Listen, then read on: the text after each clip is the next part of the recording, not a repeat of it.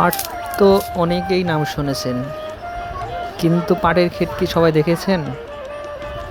পাট হচ্ছে বর্ষাকালীন একটি ফসল।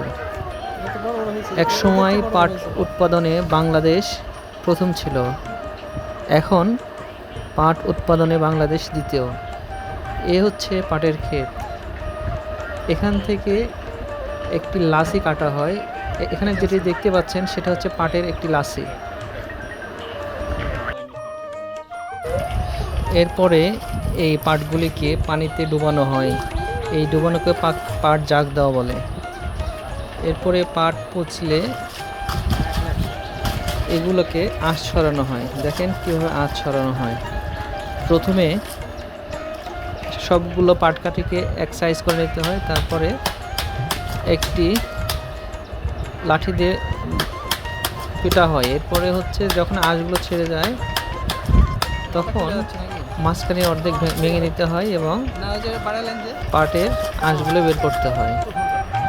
এই পাট থেকে বিভিন্ন ধরনের বস্তা, ছালা, এরপরে হচ্ছে কার্পেট, বিভিন্ন ধরনের কাপড় তৈরি করা হয়।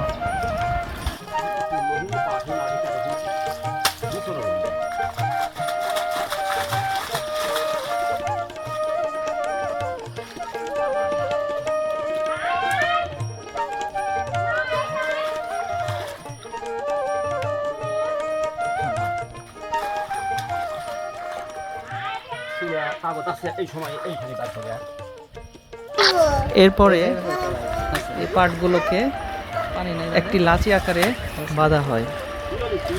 এসব লাচি বাঁধার পর পাটগুলোকে শুকাতে হবে, আর শুকানোর পর সেটা বিক্রির উপযোগী হয়। এগুলো দেখছেন, এগুলো হচ্ছে পাটের অনেকগুলো লাচি। এই লাচি আর এগুলো হচ্ছে পাটকাঠি।